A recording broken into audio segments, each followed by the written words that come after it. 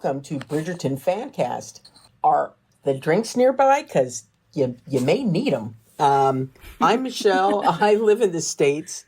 You can find me at Musings on the socials, and I have not read the Bridgerton books besides the first two. I'm Rita. I'm at Annoying Rita on Instagram. I have read the books. And welcome back to part 2 of Bridgerton Season 3. Let the clusterfuck begin. A shit ton happened this episode. Oh my god. The 72 storylines were back. Yes. So let's start, as always, with a recap.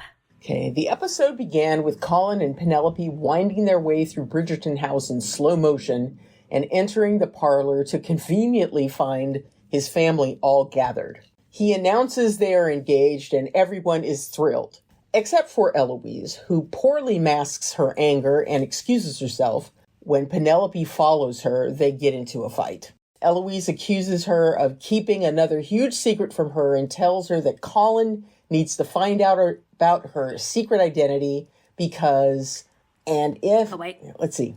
Get rid of the and. Oh, because until he knows the real you, he cannot possibly love you. Which, to be fair, is actually true, and Penelope promises to tell him when she finds the right time. That evening, Penelope goes home to write a gossip column about her own engagement. I mean, that should have been like a huge clue for folks. The next morning, Benedict and number 3 are in bed together reading the column where he learns of his brother's engagement. Across Mayfair, the Featheringtons are gathered for breakfast. Mr. Dankforth is reading the latest issue aloud, and when he gets to the part about Penelope's engagement, her 2 sisters do a spit take. That was brilliant. But no one is more shocked than Portia, who grabs the paper. Over at Buckingham House, the Queen is freaking out, worrying what the latest Whistledown has in store for her. But when it arrives and barely mentions Francesca, let alone her, she smiles. Oh, no. Penelope, girl, you in danger, girl.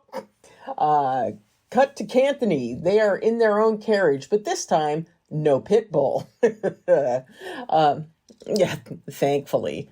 Kate reminds her husband to think pure thoughts as they are returning to their family home. Anthony promises that he is on his best behavior. He's just admiring his wife and soon-to-be mother of his child. Baby Canthony is coming! 2027 or wherever yes. the season was.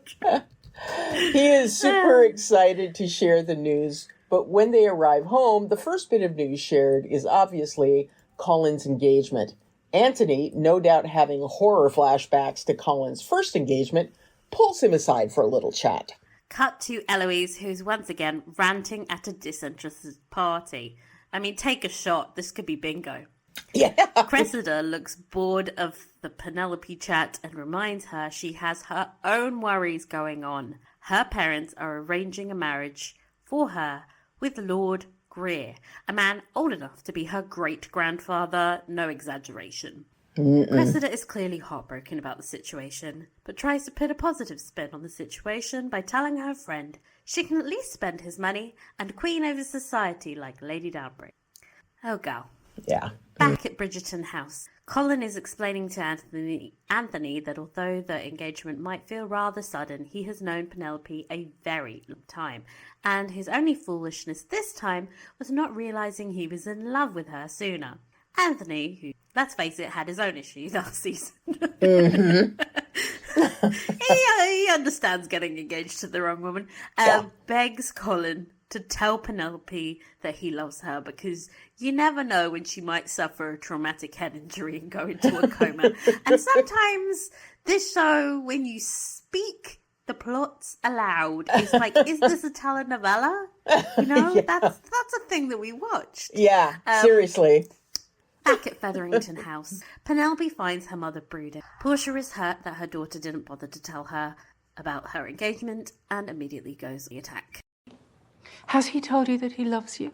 Not in those exact words. Penelope. Do you not remember how the Bridgertons treated us like dogs when Marina's scheme was uncovered? And now you've been out till all hours of the night with no chaperone, and then you traipse in this morning with news of an engagement to the very same Bridgerton boy, using Lord knows what wiles to entrap him. Excuse me. Mr. Bridgerton is here, Mom. Thanks for nothing, Varley. Colin bursts into the room to announce that he proposed to Penelope out of love, and then tells Portia she is too narrowly concerned over her own standing, which is a very polite way to say, bitch, shut up. Well, I mean, when she's going on and on like that, I was happy to see Colin come in and kind of slap it down a peg or two. I disagree on that, but we will talk about it later. Oh my. Okay. Colin takes Penelope to what will be their new home. Apparently this home belongs to the family, quote unquote. Where was this when Violet was looking for a dowager house? Well, it's an awfully darker shade of blue. So she would wind up having to do a lot of... She can't redecorate or anything. Yeah, she would have to do a lot of redecorating. Apparently not the point of this scene. Penelope thanks him for standing up for her earlier, and he tells her that everything he told her mother is true. He loves her. And then he proceeds to seduce her clothes off, then his own, and before you can say, what about the wedding? They are both naked and about to have sex. Wow. Don't blink. You might miss, all of the foreplay. Penelope, who still seems to have her wits about her, asks for instructions. Lest we forget, this is her first time, and Colin not only gives her instructions, but there is some attempt at showing both foreplay, and he warns her about the pain. Honestly, a huge step up from the dry insertion of the previous episode. They have sex. Both of them seem to climax at the same time, because this is a fantasy, of course. And then after they're done, they laugh and joke about doing it again. Again, no virgin has ever been like, ow. All right, time for round 2. Ouch. Across town, old married couple Anthony are taking a nap. Anthony kisses Kate's non-existent baby bump and then tries to do some seducing of his own. But unfortunately for him, Newton is in the room to cock block him. Instead, he settles in for a good old-fashioned cuddle, where Kate convinces him to hold off their announcement. There is a lot going on, including a betrothal party to throw. She hops off the bed and goes to plan the best party that Taunton has ever seen. Well, not if you ask Portia. Yeah. Time for a promenade. Franny is walking with John and is explaining how her love affair with the piano began at just 5 years old. They are very sweet, but for some reason, Violet still remains unconvinced of the match. Well, tough titties, Violet. John suggests that now Anthony is home, he may ask for his permission to wed Franny, and she enthusiastically agrees. Yeah. Mm-hmm. Okay, back in the Bridgerton parlour, Eloise is having a good old-fashioned brood. Kate interrupts her party planning to talk to her new sister. Eloise is hurt that Penelope kept yet another gigantic secret. But I think the main issue is that everyone is pairing off, and this leaves Eloise feeling isolated. Kate encourages Eloise to talk to Colin and explain how she is feeling. Quote, family is everything, end quote. Oh, Catherine, what will we do without you? Across the street, Portia is doing some brooding of her own, and when her sister from another Mr. Varley enters the room, she unloads. Am I to take it as an insult that Mr. Bridgerton thinks I am preoccupied with standing? As if it is a misdeed to protect this family's place in society. Well, there's nothing wrong with that, Mum. And how was I to know that it was a love match between them? It is certainly uncommon. Not just for Penelope. For any of us. I'm certain she will understand. You're only trying to protect her. Perhaps you should tell her as much. Portia looks at her like she's never heard of the idea of expressing affection before, but by God, she's willing to give it a try. Unfortunately, Varley also brings bad news. The solicitor has been poking into their business again and wants to see them. Panic! Uh-oh. Okay. Post-coital pollen. Who knows how many rounds later? Apparently they're super into it.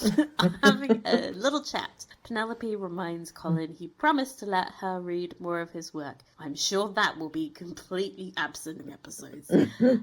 He says he's a man of his word. Okay. Which is the perfect opportunity for Penelope to tell him she is Lady Whistledown. But unfortunately, there's a knock on the door by the servants, and they have to go. The ghost servants, we never see them. Do they exist? Who knows? Only when there is a need for an unnecessary knock on a door or something like that. If it's convenient for the plot, they suddenly appear. Yes. Over at Buckingham House, Lady Danbury arrives to find the Queen in a celebratory mood. She now thinks is the time to strike when it comes to taking down Whistledown.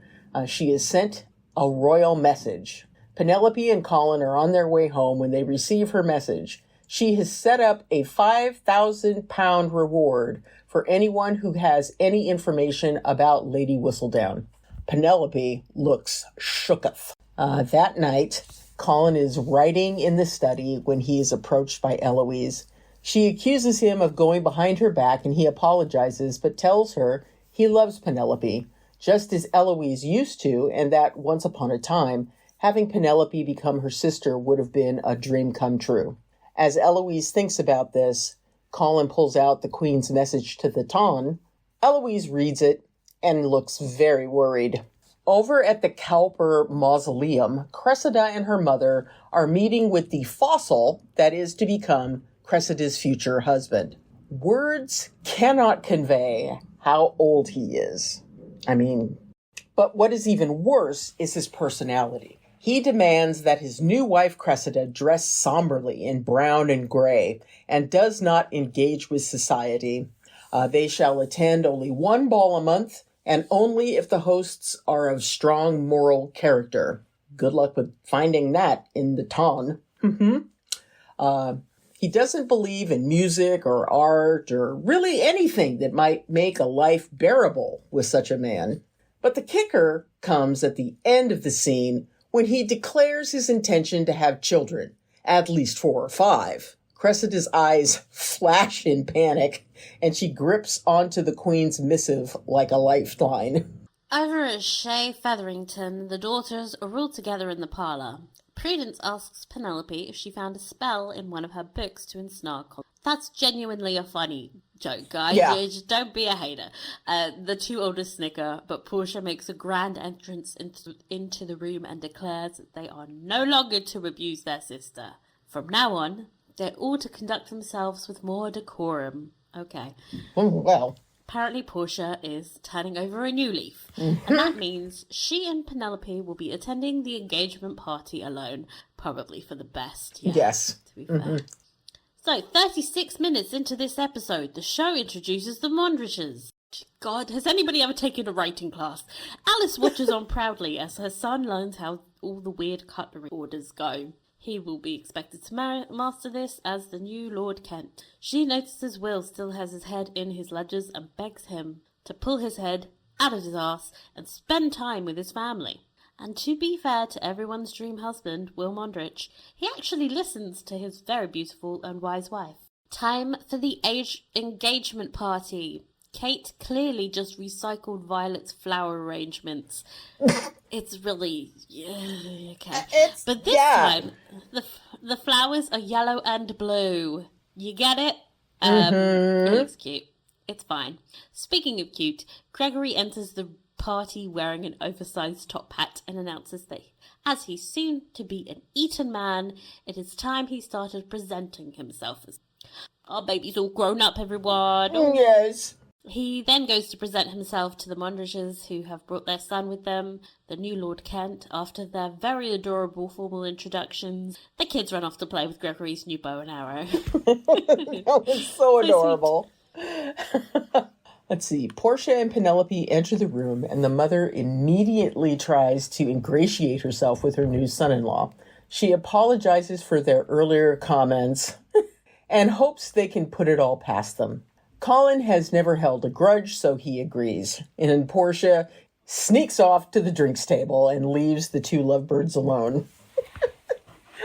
This is why I'm a Portia fan. She goes straight for the drinks. Yes.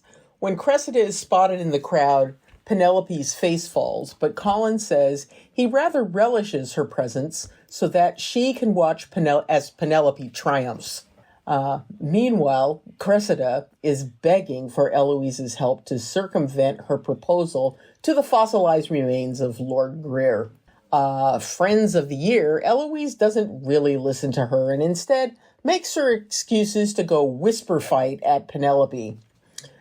She tells Penelope that her secret affects pretty much everyone in their family. Now there's a queen's bounty on her head, and that Colin is bound to realize she knew and kept it from him too. She gives Penelope an ultimatum. Tell Colin by midnight or she will. Dun, dun, dun. Yeah. Franny formally introduces John to her brother. May I present my brother, Viscount Bridgerton? I have heard nothing but the highest praise for you, my lord. So you've not been speaking with my family? Honestly, Anthony, that's so funny. If you weren't already a married man, I would declare my intentions right there. Oh, Anthony.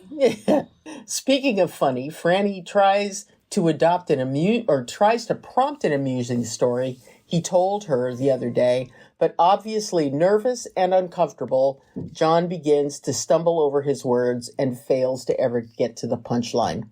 As the couple walks away, Violet turns to Lady Danbury for her opinion.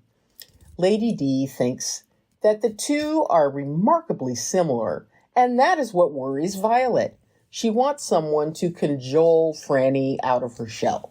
Lady Featherington makes eye contact with Violet and the two go reluctantly to greet each other in a very forced, cheery way that can be seen on countless episodes of Real Housewives, I'm sure. It's just a delicious scene. Cullen interrupts by making a very sweet speech where he declares his desire to spend every day getting to know Penelope better. Eloise looks directly at Penelope like, "Bitch, you still haven't told her?" Pure rage. Yes. Penelope weakly smiles like, Like, it's okay. Eloise then interrupts with a very thinly veiled speech of her own, where she concludes, "Before the clock runs out," menacingly. Then Portia jumps in and declares how proud she is of her daughter and gloats about the Featherington Bridgerton family. It's got to the point where people are just saying anything out loud and it's getting really awkward, so Kate, fighting for her life, instructs everyone to go into the drawing room and play charades. Just stop making speeches, it's weird. So, this version of charades is the kind popular in the Regency period when people would take turns reading little riddles to each other, and you're forced to rely on your wits, not actions. And it turns out most of the company are dum-dums, so no matter how loud Anthony yells, "Lilacs!" that doesn't make it right. It's Lilies! Lilacs! No, Anthony. Penelope and Eloise swap turns in an endless deadlock that is eventually broken by Will and then Portia. I actually got the one that when Portia said a rainbow, I actually got it at the same time as her, and I was like, God, me and Portia, we can be besties. You're like this, man. You're just like this. We're besties. Yes. Cressida, who has had enough of being ignored all night, approaches Eloise to tell her that she has a plan.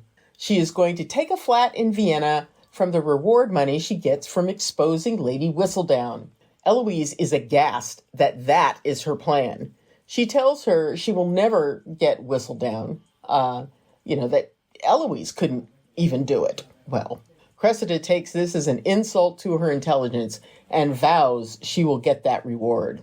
John and Franny approach Violet and Canthony, and without such an intimidating audience, he is able to recount a sweet story where he found a suspicious streak of mud in his home and was traipsing all over the place to try to find the culprit, only to belatedly realize he had muddy boots on. All that to say, sometimes I miss what is right in front of me, and not Miss Francesca. Her, I saw straight away.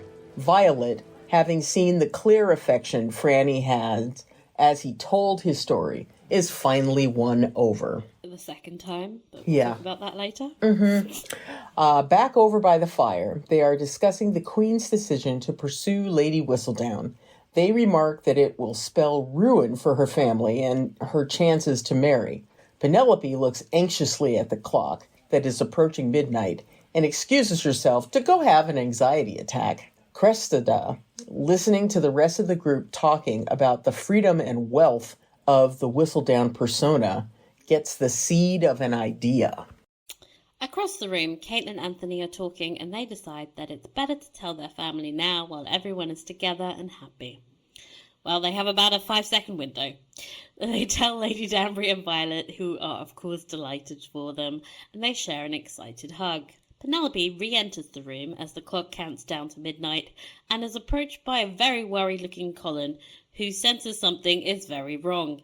He thinks she might not share his feelings. She tries to correct him and begins the sentence, "There is something I need to tell you for like the 50th time today," before they are interrupted by Eloise, who has decided enough is enough. It's time for me to be in this scene too. Penelope looks on the verge of absolute collapse when Cressida then stands up and announces she knows who Lady Whistledown is. It is her. Dun dun dun. Everyone murmurs in disbelief, and Penelope faints in the middle of the fucking drawing room. Boom. The end. Now that's a cliffhanger. Telenovela. Absolutely.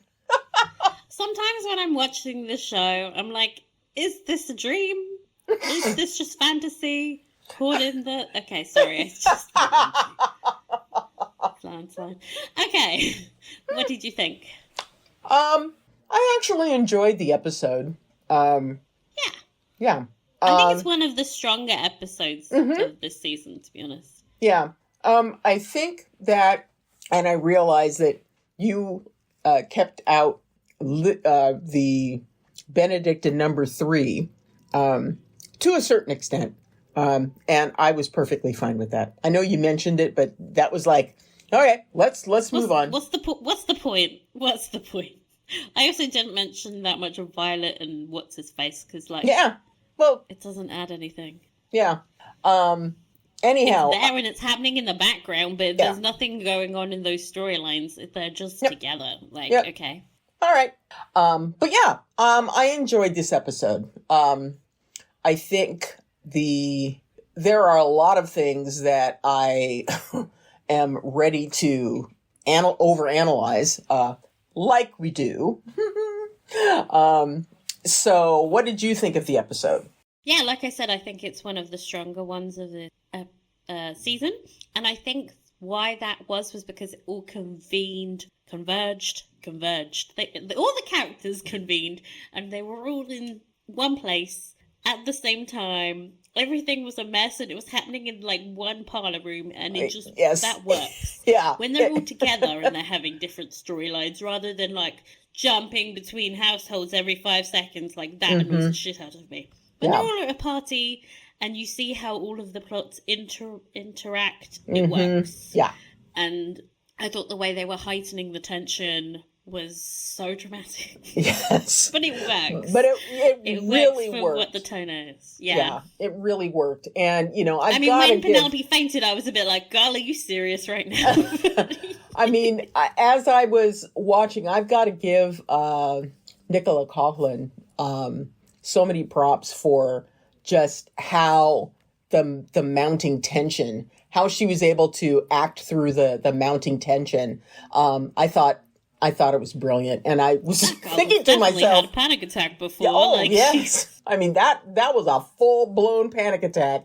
And, you know, I don't blame her for fainting because being that tightly laced up in a corset and having a panic attack, that would be loved the moment terrifying. Where she keels over and everyone runs towards her except Cressida, who's just holding her drink. It really reminded me of in season 1 where Cressida does her fake swoon and everybody runs towards her except for Penelope and Eloise, who are like, yes, Cressida swooned. Yes. So that felt like full circle for them. Yeah, that was good. That was that was great. Sex scene. Yeah. That's. Oh, this is what's going to get me cancelled. So everyone, Oh dear. Oh dear. That scene was too fucking long. My God. My God, it went on for days. You could have baked some of Lady Danbury's shortbread in the time that scene took to play out. God. There were parts of it that were really good. But together, it felt endless. Like I'm just in a endless scene of sex. It's just, yeah. But I am really, like, I'm glad they actually, like, showed Nicola's body. I was so scared they were going to do that thing where they cut away as soon as they covered yes, and then, of course, then they have elegant coverings. That blue silk drape came out of nowhere. Yes. And I was sort of like, do I really want to see his arse thrusting? And I was like, not really. No. I've seen enough. So thank you to that drape for delicate. It was so precariously sprawled on them. I was like, did they tape that on? How did that happen? I don't know. But it was holding on by a thread. To hang on. Did you think it was long, or am I just the only one that thought, like, wow, this doesn't end? I didn't find that wasn't something that struck me. I think that I was happy that they were being kind of body positive. I thought that Nicola really portrayed the apprehension and fear that I think anyone. Like, oh shit, my tits are out. Yeah, when the corset was coming undone and she's like holding it up against her breasts, and she looks in the mirror, and I mean, you look in the mirror and she looks like, and the thoughts going through her head like, oh my God, he's going to see me. Am I ready for this? All of those things are kind of going through my head, thinking about how they must be going through her head. And I thought that Nicola really portrayed that moment of apprehension and fear really well. And then when the corset falls and we see her, his response, you are so beautiful. I was just like, yes! I was like, yes, come on. Colin, like, yes. He's not going to be like, oh, disgusting. Oh. But she needed those words. It was filled with so many cliches. Like, the dialogue was like so like dripped in cliche that I couldn't connect to it emotionally, I guess is the thing. Where it didn't feel like real people. They felt like caricatures of themselves. Like, none of this felt like real awkward people who were engaging in sex for the first time. It was like very heavily dripped in romantic nonsense, I guess. Yeah, well, it reminded me... Which is what we get from this show. We got it from Daphne and Simon.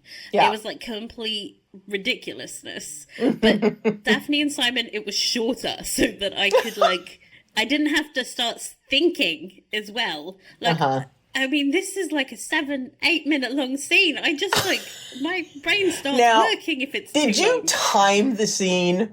But also bear in mind, I write recaps, okay? So that's true. My mind works differently when I'm writing a recap. I don't just think about watching the scene, enjoying the scene. When I write a recap, my brain starts looking at the logistics of how they're structuring the scene. Yeah. And so I'm always way more critical than anybody else I know who watches the show, because I'm literally watching it going, okay, what's the mechanics of the scene? What purpose does it serve? And I just felt like this could have been edited shorter. I know I usually complain that the scenes are too short, but of all of the things to linger on, I don't know that I needed a whole play-by-play about him inserting himself. That was real. And also part of it was just I felt awkward. I felt really awkward watching that. Oh dear. Because they didn't feel like humans at that point. It felt a bit like porno. Oh dear. Okay. So it didn't feel like real human people doing it. Like, you know how no, I know like half the people listening didn't watch Normal People with us. When we watched Normal People, that felt awkward because it felt real. Mm-hmm. This felt awkward because it didn't feel real. And I think, again, this is going to get... I don't know if other people feel this way, if they just go with it. I start overthinking, and I'm like, how does the mechanics of this sex scene work to further their characters? And like, don't allow me time to think. Yes. That's the problem. But like I said, I do appreciate like what they did with Penelope's character and the body positivity, and yay. Even though it turns out Nicola has a very conventional body. I don't know. It was like, okay, she's skinny with tits. Okay, great, good for her. Representation for the big titty committees everywhere. Thank you. Well done. Yeah. It was shot beautifully. Yeah. I like that it was in daylight because we had a lot of nighttime sex and gazebos and such. Yes. So that was nice. I still don't know how to pronounce Shaylon. The Shaylon. Someone French help us. That was a new addition because we've had bed, we've had ground. Now we have. What are they going to do next year? Who knows? They need to come up with something that is twins. a little more sturdy. Since we heard them alluding to a scene where they wound up breaking the piece of breaking piece of furniture, and I have to say that the pictures that showed up. Why. Oh yeah, the pictures that floated up in Instagram of the two of them pointing at basically pointing at it and going. I thought that was absolutely adorable. He was thrusting too vigorously. I think that was also another thing. He's like all braced and him thrusting. He's like really going for it. Oh yeah. And I was like, she's a virgin. This is awful. Oh, gentle. Well, apparently, I think it went well because she was already asking, can we do it again? That's another thing that was like, okay. Yeah. But yeah, it was pretty cute. Although I also loved that. I liked the post-coital scenes more than the sex. That was really, really sad. That was really lovely. When she was like, "There's more." I was like, "Oh, sweetie." There's so much more. That was confusing to me because it's like, okay, so she's enough of a virgin to not really know what the hell's going on, but also the sex is fantastic. Like, okay, if you say so, Bridgerton. Yes. Oh my goodness. My next question is Penelope okay? Because so far this season, she's run out of 3 separate balls crying, fallen over her own feet trying to escape a static hot air balloon.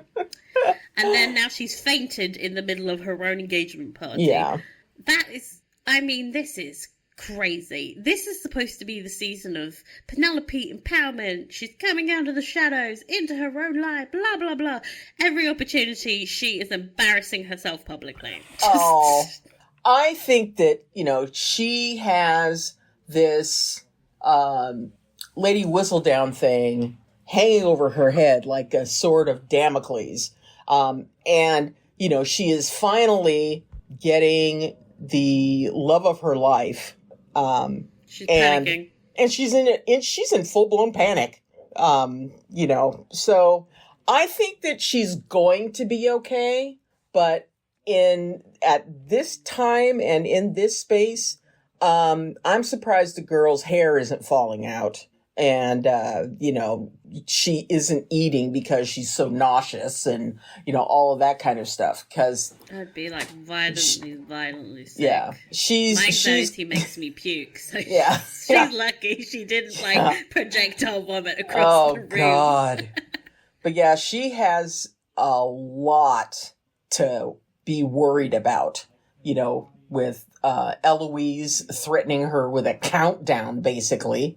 And Don't threaten me with a Beyonce song. No. So yeah, she's gonna be okay, but in this moment, in this space and time, she is not okay. She's not okay. I'm like, from a writing perspective, I just find it like annoying at this point. I'm like, she doesn't need to be on her ass all the time running away from a balloon. Like, you know what I mean? Like, stop putting her in these positions. Yeah. Colin constantly gets to be the hero running in to save the day, and Penelope is always like this damsel, like crying out for help. It's the way they've portrayed these two characters as like, God, for fuck's sake, Penelope, just pull your shit together. I just want a female character who doesn't completely fall apart because she's falling in love with a man. Like, can we just calm down? That would be lovely. That would be nice. Yep. Can we get Sign me up for that. Sign me up. Oh, God. No more falling over your own feet. Oh, my goodness. Well, okay, so I know let's talk about the Portia thing. Okay. In defense of Portia Featherington, part 2. I'm going to let you take the reins here, because... So can you, like, understand what I'm saying here? I'm totally crazy. Okay. Look, I am biased, but I understood her point of view. She has no idea what the fuck has been going on with Penelope and Colin. As far as she's concerned, this is new information. How is she supposed to know he's in love with her? She doesn't know that. Her daughter just came home one night and was engaged to this dude who has previously completely fucked up her family by getting engaged to Marina. So, from her point of view, this is a big fucking mess. Well, and not only did her daughter come home and not tell her about her engagement, she came home in the middle of the night looking disheveled. Okay? Yes. Okay, now that you have put it this way, I understand why you would be in agreement with her. However, obviously she said it in a horrible way. Like, that was abysmal, and basically accusing her daughter of trapping this man into marrying her. But if you think about it, how much time has Portia spent thinking about Penelope in this show? None. And so, it is, if Portia is going to, and she does eventually, but if she steps back for a minute and realizes just how poorly she has treated Penelope, that she would have to admit that she hasn't done a good job of parenting her, and needs to basically turn over a new leaf, which she does. So, yeah. Good on her. I feel like it's completely out of character, but we'll talk about that separately. I guess the point is that Colin's criticism of her was not any of the "you're a terrible mother," which would be legitimate. It was "you're too concerned about appearances." You're standing, and You're standing. And when she says later on, as if that's something that's wrong, she's got an excellent point. She's the head of that fucking household. She's got these crazy ass daughters going out and embarrassing her all the time, and she's trying to keep them in line. Like, the anxiety that she probably feels when her daughter comes home, like having, in the middle of she has no information. In the middle of the night, this girl's come home and she's engaged to a Bridgerton, and what the fuck? She didn't tell me. That can't be a good thing, right? In her head, she's panicking. Like, this would cause her stress, and so she responds the way she does, and then when she gets more information, she responds accordingly. So, I was just like, I understand you, bitch. I understand you. You've got... I just like, oh, can you imagine being Prudence and Philippa's mother? Like, the stress that would give me of being like, oh my God, you gotta get pregnant. Like, and then to have this stupid solicitor hanging around all the time, stressing her out even more. Like, she has, and I keep thinking, like, this is not the weight that a normal matriarch should have. Like, this is all shit that her husband should be the one dealing with. But she got dealt a terrible husband. And she has all this stress and anxiety. And like she says, like, she didn't have a love match. She doesn't, unlike Violet, she doesn't assume that that's the norm. The way Colin kind of came in and was like, of course it's for love. It's like, do you know who you're talking to? Like, this is, like, that's not normal. That's like a Bridgerton obsession that the rest of the ton don't deal with. They don't go about things normally. And the Bridgertons seem to live in some fantasy cuckoo land where everyone gets married for love and everything's nice and blah, blah, blah. And that's not the case. Like, again, Portia doesn't realise she's in a romance novel. She's responding to everything as if it's reality and there are actual consequences to actions. And the Bridgertons are like, but true love, oh. It's like a Disney movie. It's sort of like Enchanted. The Bridgertons have sprung out of a cartoon crying about love, and Portia's just like, what the fuck? Okay, go with it, but this isn't normal. Oh, God. Oh, well, I appreciate your defense of Lady Featherington. Somebody's got to appreciate Portia. Yeah. Everyone shits on her on the internet, and I will defend her till I die. Even though I will admit she's a terrible mother. Yeah. She's not a good mother. Not Hottie, a good though. mother. But anyhow, let's dive into storylines. I think we've spent enough time on Pollen, or unless you have something that you want to bring up. Do you think they had sex too soon? Because I feel like they barely just acknowledged they were in love with each other last week, and then suddenly they're having sex. That is a really good question. To be honest, yes. I mean, you have to realize she hasn't even told him she loves him. Exactly. I mean, That's bonkers cross. They're moving at the speed of fucking light. It's like Star Trek up in this bitch. Yeah, it's like, okay, you don't have to do this the day after you get engaged. I mean, you might want to, but, y'all are I swear it's just the morning barely after the carriage. Yeah, you're barely getting the words out of your mouth that you're in love with one another. And, we still have to hear that from Missy here. But it could have been later. But yeah, it was pretty damn quick. There's 73 other storylines added to the season, which means that they have to condense the pollen stuff into like a couple of minutes an episode. And it's just like, if you hadn't had all this other shit going on, they could have worked this in slightly later in the episode, or I don't know, just like worked it in a way that didn't feel like I was like trying to just process everything. And it was like moving so fast. Maybe that's part of it, like, because it's leading to quite an unstable place for their relationship together. Like, they're engaged, but things aren't really very secure with them, are they? Right. Not really. I mean, as long as Penelope has this Featherington, this whistle down thing hanging over her head, they're kind of on shifting sand at this point.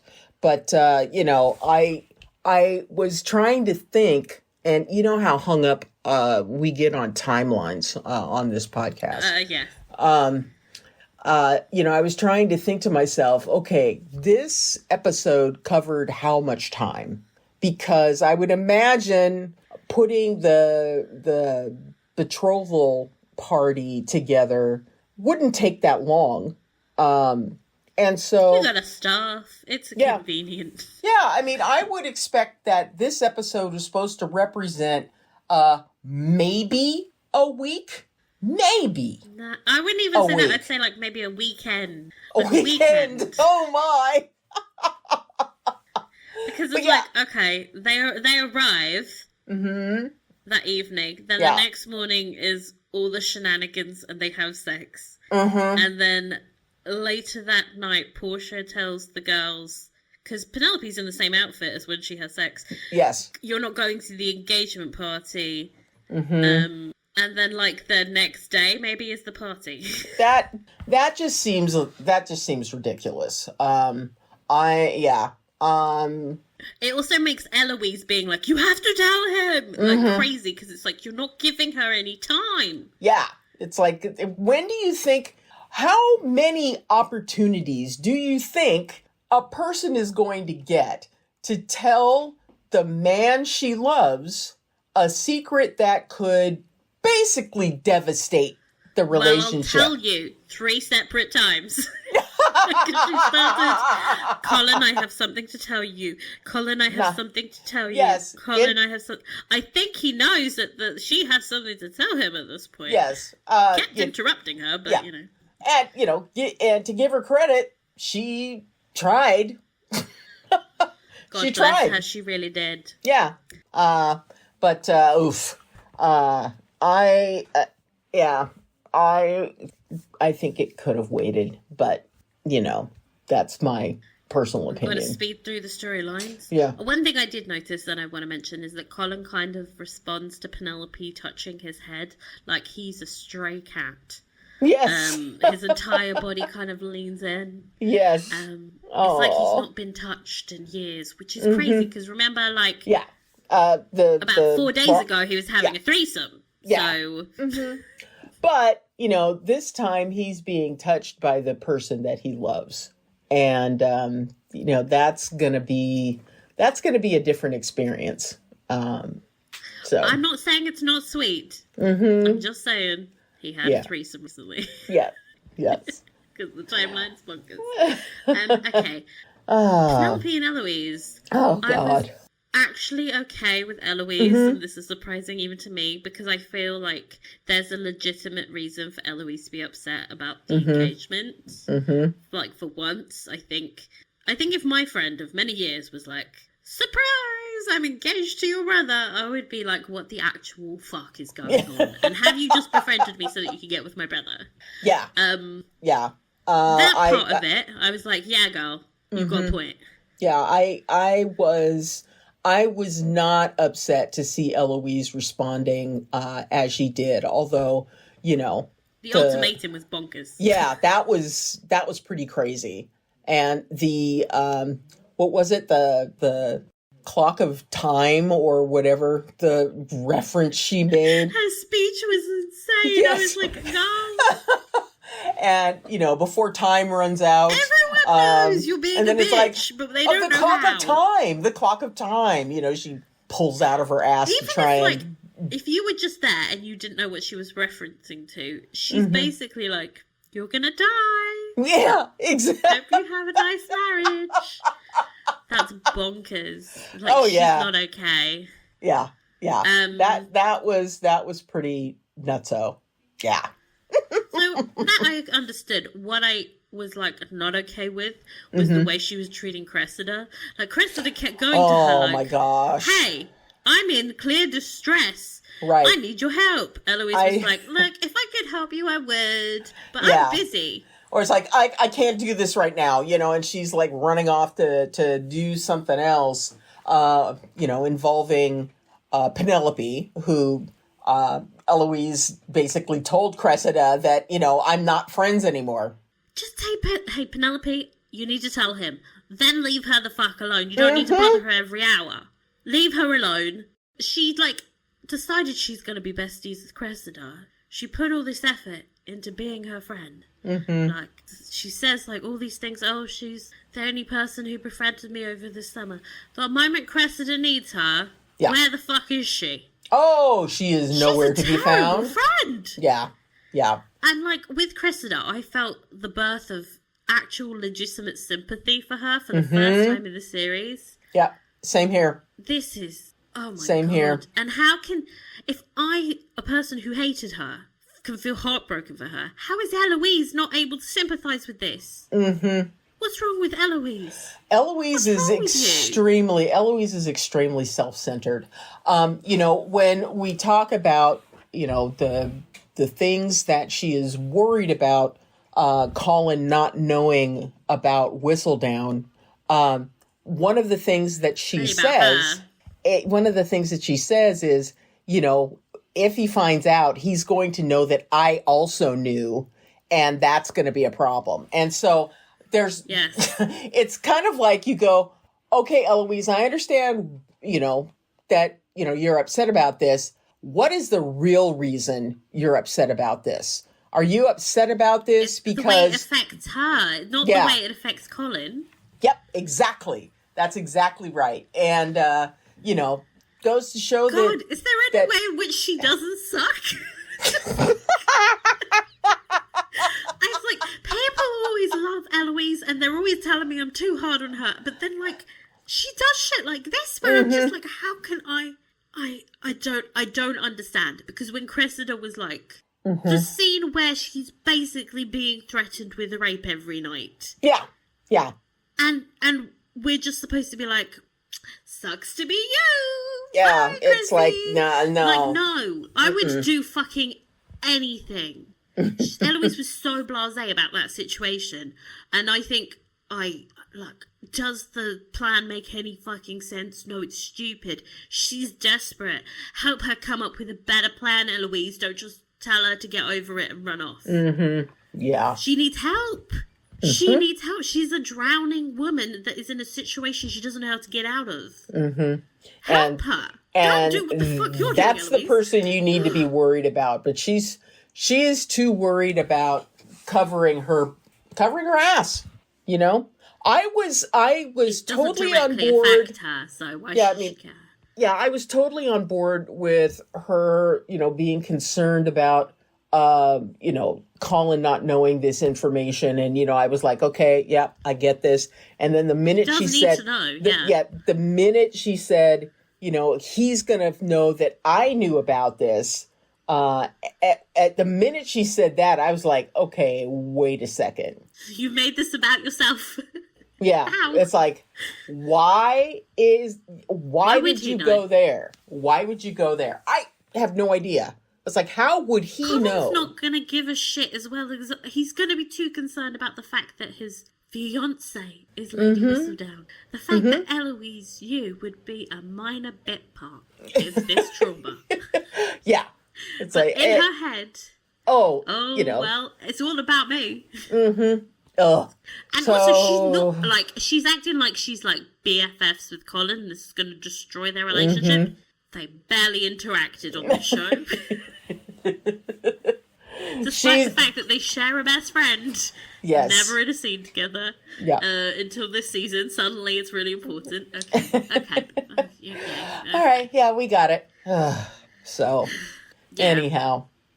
I think I'm here to announce that I maybe am Team Cressida, and when she decided she was going to say she was Lady Whistledown, I was like, I feel you. I feel you. This is a good choice for you. Exactly. Ruin their reputation, baby. I when all of this was going on, and I was thinking to myself, Cressida, this is not a bad plan. If it winds up, basically making you a pariah. Yeah, but I would go for it if I was being threatened with the thing marriage. Is either way, she becomes a pariah, right? Because nobody's going to believe she's Lady Whistledown, but they're going to think she's fucking crazy for claiming to be Lady Whistledown. So, bish bash boom, engagement over. Yes. I would probably do the same thing if I was being threatened with marriage to the Crypt Keeper. 4 or 5 children. Back off, old man. Back off, old man. Oh, my God. there's so many different elements about that was disturbing. His age is obviously a huge problem, and it's traumatic. But then when he started saying you're not how she's allowed to dress, where she's allowed to go, she can't listen to music, she can't see art, which is fucking crazy. That becomes into a kind of like coercive control area that is fucking illegal. Yeah. Now, because we recognise that as a crime, it's like you couldn't survive mentally. I would not be able to be in that marriage for more than a day. So I get it. Yeah. Why didn't she try what Mariana did in season 1 and just start insulting him? I don't know. There we go. Oh, Anyone Lord. worked on the Crypt Keeper. Yes. Okay, the Queen's very convenient 180. So she doesn't really have any motivation for this. Last week she didn't care about Lady Whistledown. This week she's obsessed again. Yeah. I mean... Okay, writing room. Explain that, please. I mean, good God. Whistledown barely acknowledged the Queen in That's her... the problem. Yeah. And it's like, okay, we understand now. You just want to be in the center of everything, and getting all of the highlights. But the world does not, well, okay, maybe the world does revolve around you a bit, Queen Yes, C. she is the Queen of England. Yeah. But that, there are a whole lot of other things that you can be reporting on. Other than... It's unconvincing as a plot point. I think they were just like, well, we have 4 episodes left. Yeah. They need to have pressure to find Lady Whistledown. But then they should have established it better in the first 4 episodes of the season. They basically didn't fucking mention it, and then suddenly it's like, ba-bum! There's a ransom on her head or whatever. Yeah. Okay. That's crazy. Establish this better. Like, no, it doesn't make any sense. And I'm sure it will be abruptly cancelled. She'll just be like, I'm over it. Because this is just like a stupid whim that they have made appear out of nowhere. Yes. Because that's how the show is bipolar when it comes to Queen Charlotte. She's either like obsessed with Lady Whistledown or obsessed with her diamond. Then back to being obsessed with Lady Whistledown. Then her sparkler. Yeah. It's nuts. It's just nuts. If I was Golda, I'd just be like, can't we just replay the scene from season 2? Like, let's just don't even call me in. You can just replay the same scene. It's the same fucking scene. Yeah. Over again. Yeah. Franny and John. Oh, they're so sweet. They're so sweet. Oh my god. I was so charmed by that stupidly mundane story about him finding blood. Yes, It's I just was so too. sweet and dumb. Initially, so I was like, uninteresting. initially I was like, what is this about muds and boots and all this other kind of stuff? And then he announces, He that... put a little bow on the end. Yeah, and you're just like, oh, aren't you sweet? And of course, I love that winds up charming Violet enough to be in favor of this match. Although there's still, I don't know, maybe a little I don't question. know that she's like 99%. I would say, like, what was confusing about this is that I felt like at the end of episode... Pardon me, but that's not very ladylike of me. I felt like at the end of episode 4, when Franny was playing the piano, she had this smile on her face. Yes. Like, oh, my daughter's really in love and really happy. And then suddenly at the start of this episode, I was like, no, don't believe in them again. I was like, oh, am I in the Twilight Zone? Does nobody You were remember just smiling like a crazy woman at the end of episode 4. What happened? What happened? Did you forget about, her playing the music or something? I mean, seriously, that was Violet. a genuinely beautiful gesture of love. Yes. And Franny looks really happy. Why the fuck would you still be questioning their relationship? They are clearly adorable. Just go with it. Yeah. Also, she has shipped much more questionable relationships in the past. Oh, yes, she has. She supported Colin and Mariana. clearly wrong. But she was like, well, I'll let Anthony deal with all out of this. But this one, suddenly she has all these question marks. I'm like, girl, please. Go find your man. Leave Franny alone. She's got this. Well, she is distracted by her garden. Tend to your own. Okay. Speaking of storylines I don't care about, Lady Danbury and her brother, the Mondriches, I'm grouping them together. Do we care? I thought it was really sweet to see how Gregory and Hyacinth took little Lord Kent under their wing. I thought that was so sweet. And then I when would have they branched that under these storylines. That was adorable side that plot was just number great. 72. And the moment where we see Gregory and Hyacinth coming in and grabbing the glasses and putting all the chess pieces in. And I thought that was so you just cute. remind me of my favourite line of when the brothers all get together and Gregory says, you know, I'm a Bridgerton brother too. And Hyacinth turns to him and say, well, I think of you more like the family pet. Yes. She's And like, he's why? really offended. Why?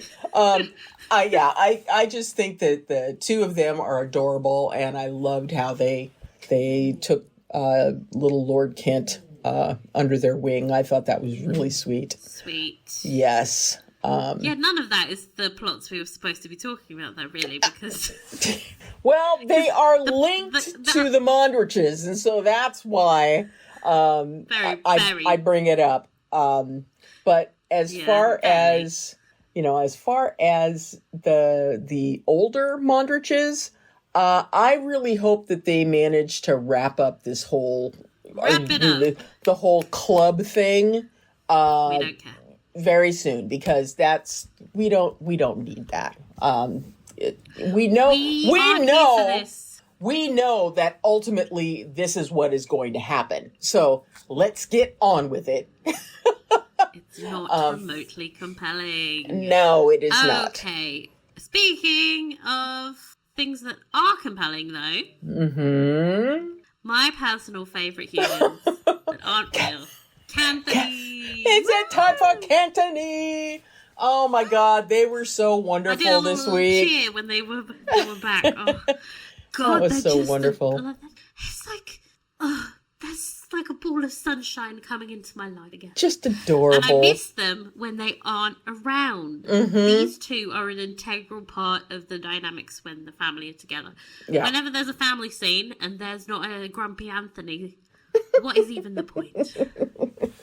Yeah. Oh, I think like probably a problem they're gonna have coming up is like every time they complete a season, they lose people to other shows. Right. And I know that your favorite Jonathan is a busy bee. Yeah, he's got something going on.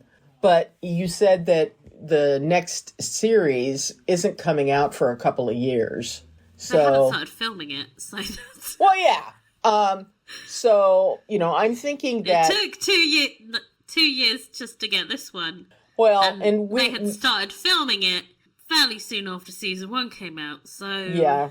Well, we'll have to see how things go. I just think, like, I'm hoping the logistics... I'm hoping that we won't lose Canthony due to, other commitments. Because, as you said, they're an integral part of the family. And, now that we have the new Viscountess, we just can't have the family doing their thing in the Bridgerton house, which belongs to... Which belongs to Anthony. But they're never home, are they? And Kate. They're always fucking off to Devon or wherever. Well, they had business to attend to in Devon. I was like, Devon? That is very far away. We've watched Podok. That's a 2-week journey. Yeah. Happy for them that they were at the beach. Yeah. And happy that they were able to accomplish their mission of having a little baby Bridgerton on the way. Well, I think that's just adorable. I can't wait. Very happy for them. It's going to be so cute. When he kissed her little non-existent baby bump, Yes. part of me died. Yeah. I was so happy. That was so sweet. They make me so happy in a way that no other ship on this show will ever be able to recreate because they're just such dorks. And they have such soft, like Anthony gets soft boy energy around her. He just like a floppy little. Yes. He's like, I love you. He's a little puppy when he is around her, and I live for it. Yay. Favorite scene. Oh, I think gosh. again, all of them that have Simone and Jonathan in them are just Yeah, it's like we'll take those. Amazing. I just think they have like exceptionally amazing physical chemistry. Yes. Like that scene when they're wrapped around each other in bed is so like It's intimate and affectionate and easy. and natural. I mean, it doesn't look like, everybody, they were running around doing stage dressing around them, before the shoot or before the shot. It looked effortless and completely believable that the two of them would be canoodling. They're just chilling on their beds. Just having a lie down and being all cuddly. Yeah. That was They so feel sweet. really fucking married in the way that they have such ease with each other and they can just chill and gossip about their family. Yeah. It's Like- nice to see, since we didn't get the opportunity to see that with Daphne and Simon, to see the two of them, in their married life. And we ended at such a weird place with them last season as well. It was like... Yeah. They just abruptly, like... It's like, oh, the Duke is busy. Yes, the Duke's busy and, that kind of thing. And with Anthony and Kate, we were in the throes of this crazy drama for Honestly, sometimes 7 I think the only thing that episodes. saved the For, season like, 7 2 and a was half their episodes. chemistry. They had, like, crazy chemistry Oh, that God. overcame all of the weird, stupid stories and decisions they had. That you were just like, well, I'm glad they're in the same room together. Yes. So now I'm just like, oh, they're happy. I'm happy. Okay. Yeah. Okay. I love every time he says, like, your dog, and then she corrects Yes, him. it's our dog. Yeah, I thought that was great. So married. So married. Oh, they're so wonderful. cute. So, yeah, that is one of my favorite scenes. I love the scene between Kate and Eloise as well. Oh, that was wonderful. Because it harkens back to season 2, where the two of them were first getting to know one another, and you could see the chemistry that the two of them had in the second series, and seeing them again in this situation kind of harkens back to that and shows I that just don't think that they're sisters. Simone Ashley has anybody that she doesn't have chemistry on the show with. She's obviously with like Eloise and her mother, and then Lady Danbury, and then Violet, and then Anthony, and then Benedict, and then, Eloise, and then like everyone she meets. Yeah. She's just like She's amazing. spring sunshine. Yes. Oh, she's wonderful. So cute. I love her. Oh. Okay, least favorite scene. Actually, look, Benedict and number 3 were boring, but they were Yeah. in smaller doses. Yes, that's true. I guess, like, this is a personal thing. I fucking hate slow motion unless it's in a K-drama. The only time it works is in a K-drama, okay? If your face is not Korean, this does not work. When they were walking through in slow motion, part of me wanted to die. I was like, I hate this so much. I was wondering, because at a certain point when they get into the parlor, you hear the heartbeats happening. Why? Why was it so drama? I think we are supposed to believe that we are seeing everything from Penelope's perspective, and Yeah, they that, love to do slanty Yes. camera angles. and Penelope. I think that she is still shocked at the fact that Colin that Colin is basically said, well, it's like, are you going to marry me or not? I mean, talk about a proposal.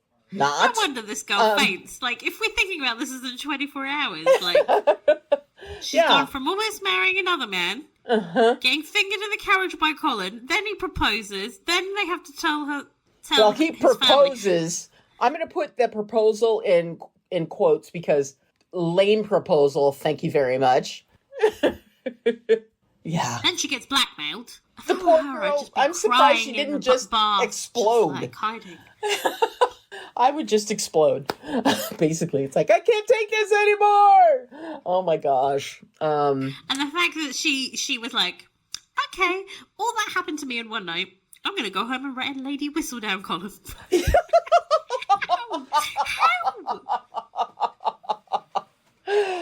How?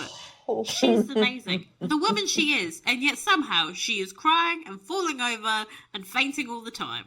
So it's very inconsistent. She is multifaceted. Let's just put it that way. This is why Colin can't see her as Lady Whistledown, because she's like falling over her own ass sometimes. The secret identity, she's very highly functioning. It's very impressive.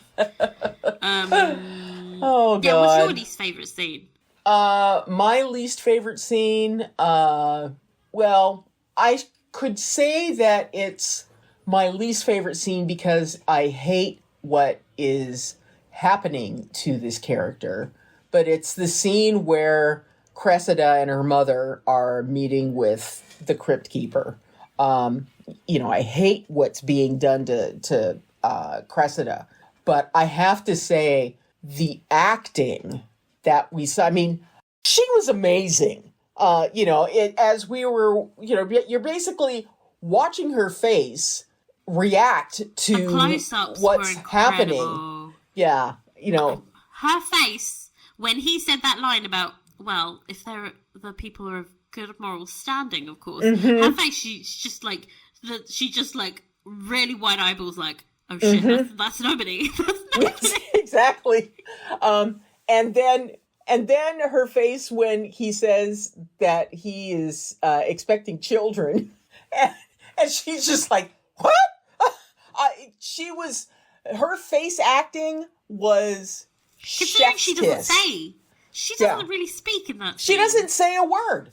You're just totally with her, feeling all of her feelings and panicking, and also like laughing at the line about the moral upstanding people of the ton thing. Yes. It's just perfect. Yeah, it is a great scene. It is kind of my least favorite because of what is being done to Cressida. But as far as having a scene that I could have done without, didn't enjoy.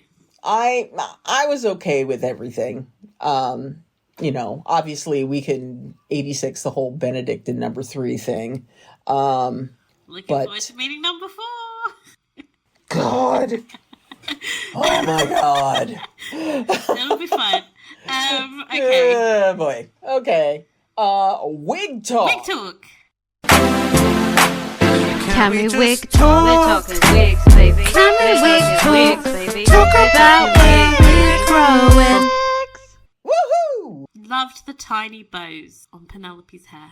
For the engagement party. When she walked in and I saw the tiny bows, I was like, oh God, that is like just catnip for Pinterest. Yes. Like they're gonna fucking love that. But I was sort of like, you've got your hair down at a social event again. Can these people not do updos? Attractive 1950s style updos were like a thing. You can't do it. I'm tired of that. Well, her hair was always fun. When he's talking about her hair being down, he loves when her hair's down. I'm like, okay, that's like 99% of the time, babes. She's just out here being a loose woman with that hair down. Yes, just having it flow all over the place. But they are really rocking the whole Rita Hayworth thing, Bit too much. for Penelope's glow up. Yeah. I wish that we had been able to see some like lovely updos for Penelope. Because, an updo is always a lovely thing because the nape of one's neck is, one of those, attractive parts of the body. Yes, it is. I don't like it when people touch my neck. I'm like, oh. Oh, yeah, I don't want anybody touching it. Yeah. Yeah. Oh. But, that there's the moment to be able to have her hair up and, Colin can basically stare at her neck. She's in a room full of people with their hair up. Okay? Mm-hmm. And she's the only one with it down. Yeah. It's weird. Uh-oh. Like, if they had, like, the extras or something, extras in the background with their hair down, or if they had established that, like, people sometimes had their hair down in this fantasy version of the Regency period earlier, they could get away with this. But she's literally the only bitch with her hair down. It's the like, only okay, person, yep. Mm-hmm. You can't get away with this. Even fucking Hyacinth is at a social event with her hair up. She's the only girl that can get away with it, and her hair is up. Oh god. Yeah. Okay. Stop complaining, Rita. Yes. Good note. I loved Kate's hair. Her hair, finally lovely. good hair. She deserves it after what she suffered in season 2, so that was nice. Yes. Lovely hair. She looked beautiful. Let's see. Costumes. I know that we haven't really talked a whole lot about costumes so far with this season, but I just have to give kudos to the folks that are working the corsets for Penelope this season. I think that they're doing an absolutely incredible job. And it's not, it's not to say that Nicola wouldn't be as beautiful as she is if she wasn't wearing a corset, and that full-figured women need to be able to be transformed in order to see the hourglass figure, or at least make it more prominent. I've seen her without the corset. That's her figure, just generally.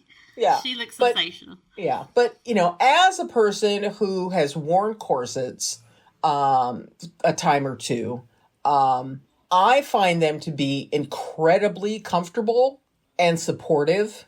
And, I think that, it should be something that more people explore. Just to see how they are. And I think that they would discover that they are actually pretty comfortable, if they're not laced up to, 11, so that you can't breathe. I think our ideas about corsets are very stupid. Like, we see them in these situations, like, there's this famous scene in Gone with the Wind where she's getting her corset cinched tighter and tighter and tighter. Yes. And that's really not the reality of what corset. I guess I'm just sort of like, why the fuck is she wearing a corset in the Regency period? But whatever, it's whatever. I actually want to mention. I got this really insightful message from someone on Instagram called Erica Ann, and then I wanted to talk about how we were talking about how problematic the depiction of plus size Penelope was in the book, and how we didn't like the fact that she had to lose weight to get her man, so to say. But Erica Ann pointed out to me that in the context of the show, there isn't any weight loss, but the costuming choices that they have made surrounding Penelope's body has really altered how they present her body. Yes. In season 1, they were clearly trying to make her body appear larger. The dresses were really voluminous and literally round. So they would find like the biggest point of her body and then just go downward. Yeah. So they were trying to make her body look bigger. And then in season 3, she's obviously had this transformation and, she's in really tight costumes and corsets, and they've made her waist look tiny and hiked her boobs up into the stratosphere. They look amazing. Like, yes. Congrats. But the result is that she still looks skinnier now as a result of their costuming choices. Yep. So you really have the story of this woman whose body and appearance has changed significantly, actually very fucking significantly, in order to be accepted and loved by this man she's idolized for years. Yeah, yeah. And I would argue that this is much more of an issue in the show than the novel, because when I was reading the book, that was a throwaway line that I completely forgot about, and it wasn't until it was pointed out to me years later that I realized that was even a thing. In the show, every fucking scene you are reminded that her body is different now. She's smaller, she is sexier, she is caked in makeup, she constantly, like, her lips are pouty, she's basically just changed completely. And then got Colin to finally notice her. Yeah. And that's not better. And thank you, Erica Han, who pointed this out to me, because when she showed me the photos side by side of how they are presenting her, it's just so really obvious. It's so obvious, but you don't really think about it. Like, they've changed her entire body so that she can be lovable. Yeah, I mean, Empire waists this season? Yeah. Where are they? No, they're nowhere. I saw a video on YouTube that showed the progression of Pauline's relationship across the series. And, you see the costumes that Penelope was wearing back in season 1, and forget the ghastly colors that she was put in. The fit, I was like, holy shit, her waistline, they've got her waistline like halfway up her breasts. Yeah. Well, that's a traditional Empire waist, but whatever. Yeah. She was the only one with it. Yeah. It's crazy. And so, I saw that video and then, watched episode 4, because that's where we were at the time. Watched episode 4 and I was like, holy cow, she looks completely different. I feel like she's like a sexy baby version of herself. She's just, it's problematic. Yeah. I don't think that we can, because we were praising the show for choosing not to make that choice, but in so many different other ways, they're subtly undermining this vision of body positivity, because they're basically saying a certain kind of body, the curvy body, the fantastic tits and flat stomach body. It's the tiny waist, the tiny, impossibly skinny waist. Okay. Yeah. It's not better. It's just a different version of shit that hurts women. Yeah. So thank you, Erica, for pointing this out and ruining one of the few things. Yeah, I feel like I have to go eat my words about the costumes. So damn true. Ugh, I mean, she looks beautiful. Absolutely beautiful. You were correct in praising the aesthetic choice is gorgeous, but it's the fact that they're trying to also pitch this as like some kind of body positive look. We've got this plus size lead actress, and it's just in contradiction to what we're actually seeing. It's the the contradiction of that. You can't have both. You can't be like, here we're praising plus size bodies, but we're also subtly undermining them at the same time. That's why it sucks to be a woman, because you're held to this impossible standard. And also this plays into what I want to talk about next, which is her makeup. She's very heavy-handed. The scene of them in the carriage, in the daylight, not Boom Chicka Wow Wow carriage. The one when they're coming home from the sexy times and they get the message from the Queen. they do some real intense close-ups, and her face is like cakey as shit. She looks like she's in full like drag queen makeup, which is fine, but that's appropriate for, you know, nighttime drag shows, not for like daytime carriage rides with your beau. Like it just was weird. Like that, she's so intensely made up all the time. There's never a scene where she has natural makeup. Not even in the scene where she's having sex. Like, it's really bizarre to me. Like, you have these close-ups of her face, and she's like, full glam, hem-headed, full glam, fake eyelashes, pouty lips, and then, like, naked. It's just weird. I think that's also what made it a little bit porny for me, was that there was this aesthetic choice of making her, like, the sexiest possible version of her at all times, and God forbid she's not at her sexiest. She's not in full glam, yeah. If she's not in full glam, how can he be attracted to her? Right. I would love it if we would be able to see her in a more typical Penelope glow up. Yeah. A little bit of makeup. Yeah, a little bit, but yeah, not like she's getting ready to go out to the club. Her highlighter was just so aggressive. Well, they've always been aggressive with the highlighter on this show. But usually you're like not this close to the actors' faces. Well, I was seeing pores. I was like, oh, this doesn't work in close-ups.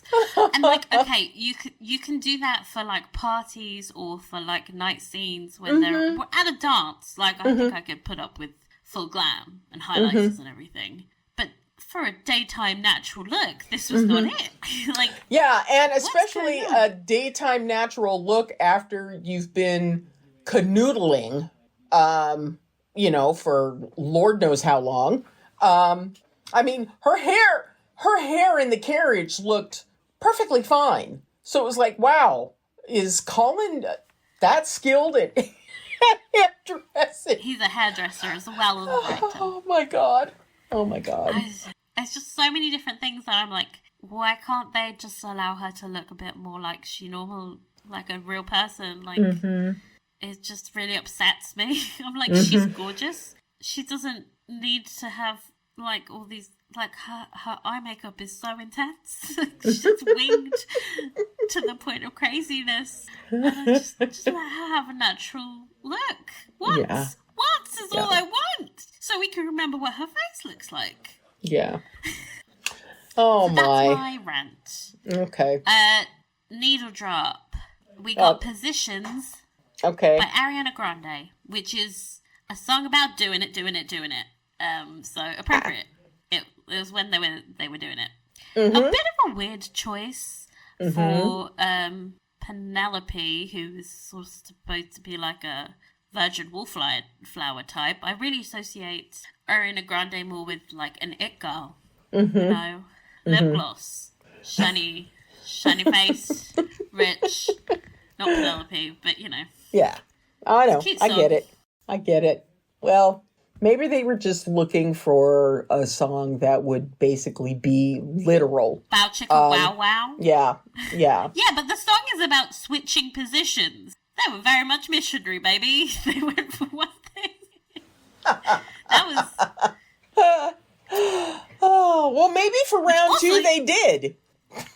No, because we saw them after round 2 and they were still essentially in the same position. They were cuddling. Yeah, but that's like for first time missionary is a good choice. Good old traditional missionary, go for it. Like God knows she's been through enough. Yeah, I hope she gets a break for a few days. She went home and had a bath. Please soak in a nice hot bath. Yeah, you deserve it. Former of the episode. I am gonna go with Nicola, although the actress that plays Cressida gets an absolute honorable mention for what she did during the show. I think she did. She did a great job. Yeah, I think my choice would actually be her because Okay. she made me care about Cressida for the first time and managed to make me both terribly sad and giggle hysterically just by using her wide eyes. She was incredible, I Her thought. facial expressions, yes. They were, And they're awesome. the moment where she announces she's whistling down was just iconic behaviour from her. Yes. I am she. And she has this impossibly long neck. God, I love that. Yeah, and she's just like, I am she. And I was like, oh. I am she is such an iconic You go, way of queen. saying that. Not Yeah. technically grammatically correct, I don't Yeah. think, but love that for her. Yeah, I was like, you go, queen. Oh, that was pretty cool. Especially because everyone around her is like, bullshit. And she's like, no, No, really. I really am. I really Yes. I am. Like, oh, okay. Love that for her. I also love that she jumped in on Anthony's announcement. He's just Yes. he's the head of the fucking household. I know, and he's you're making just the like, I have an announcement. Cressida's announcement. Like, me. wow, girl. Okay. Things haven't been about me for 10 seconds. Yes. So I need to bring it back. Bring that shit I also back. really loved honorary mention Simone Ashley. Mm-hmm.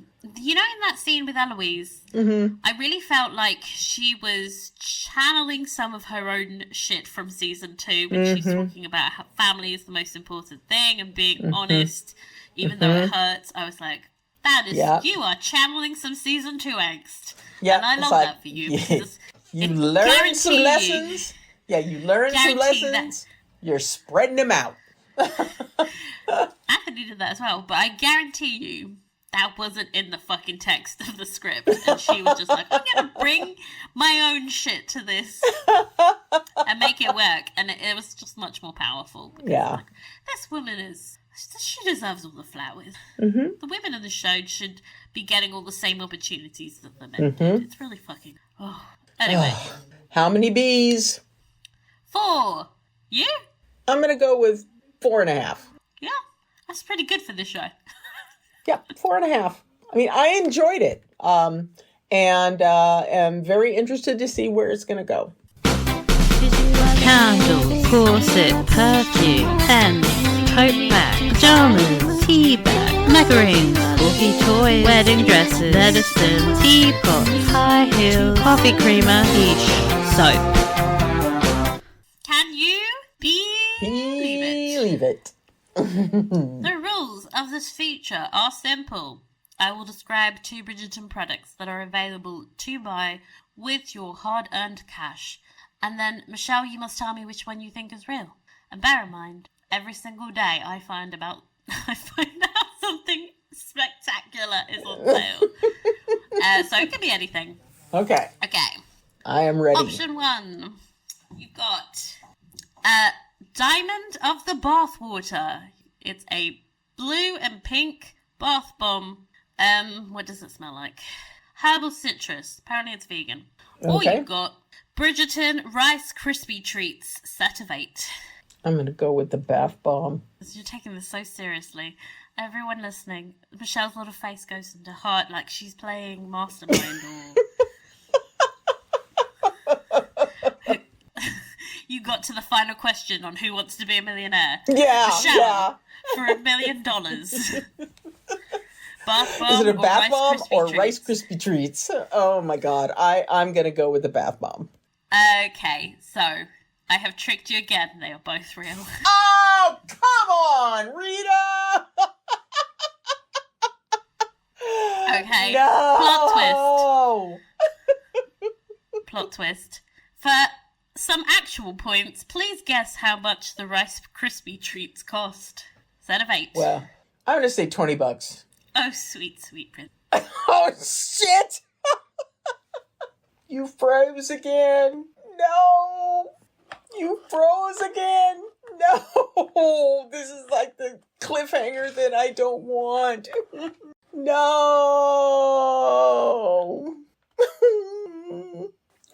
Oh. Oh. Oh.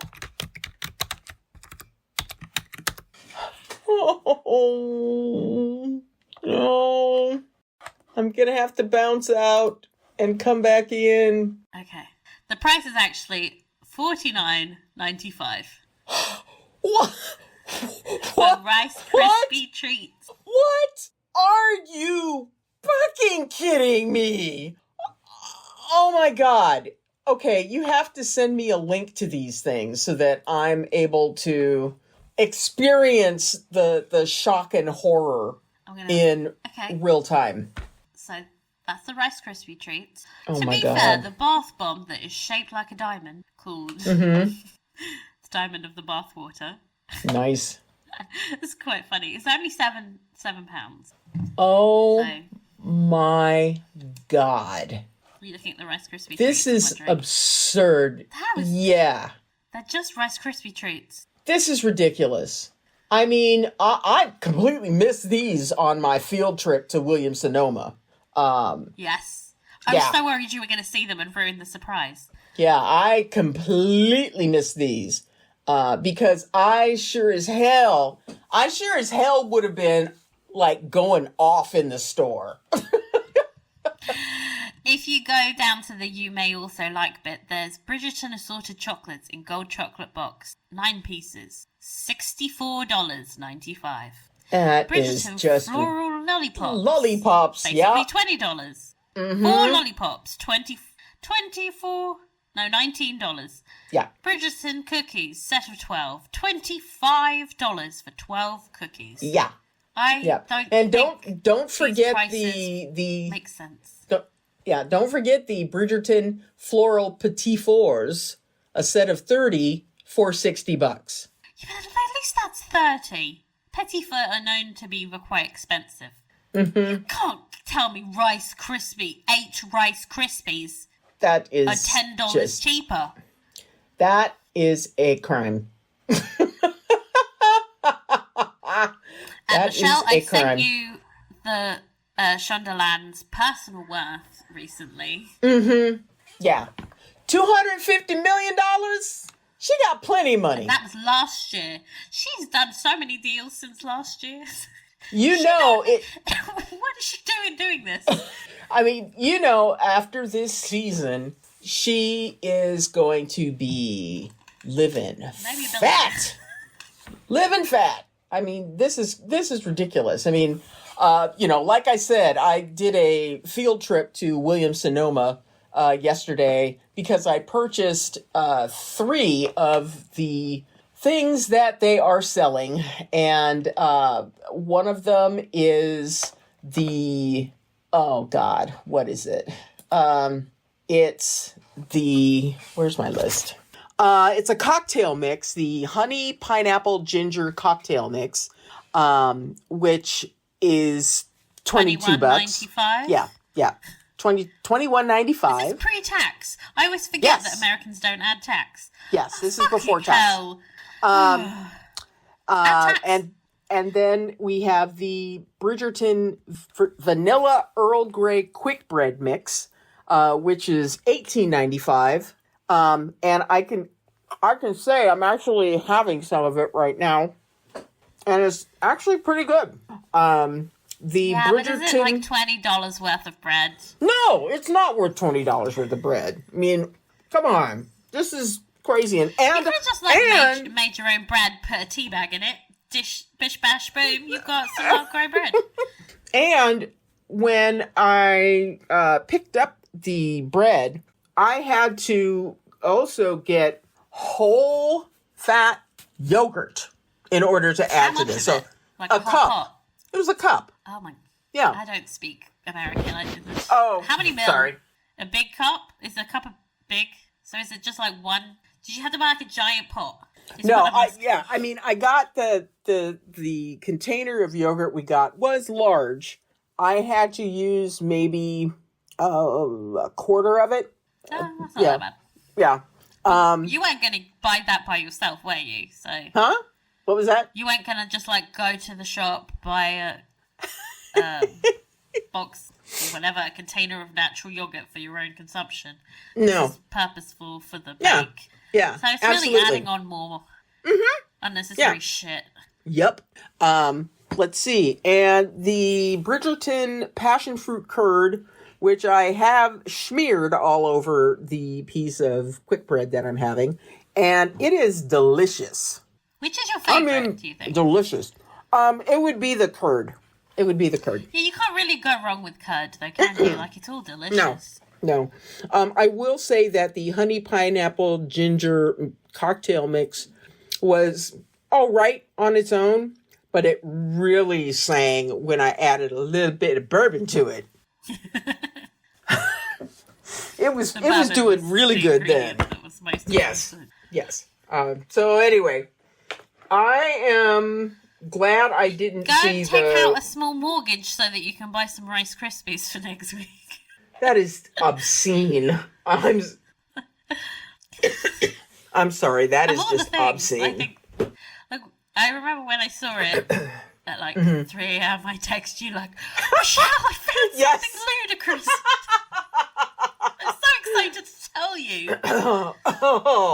It was that is ridiculous. I get excited when I find something dumb now. Before it would make me angry. Now I'm like, I can't wait to share with the world. Oh gosh. And from now on, I am just going to guess that both of the things that you try to stump me with are real. So I'm just going to live that. I'm not going to do it anymore now that you're annoyed by it, but still. Okay, well, okay. Sometimes it's hard to come up with a fake product because I was going to come up with a fake product. And then I thought of this one and it turned out it was real. So what do you want me to do? No. Well, we'll just see what comes up next week. Something very, very real. Yes. Okay. Well, thank you to everyone who has written to us again this week.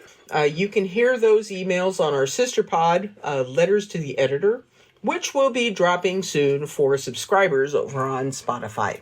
And that's all from us this week. We will be back recapping and discussing episode 6 next week. In the meantime, please follow us on Instagram for updates and subscribe for our bonus podcast, which is where all the real shit happens. If you enjoyed this pod, please remember to share, rate, and review. We got some really nice reviews last week, Michelle. Oh, awesome! And we hope everyone has a lovely week. Thank you for listening. Bye. Bye!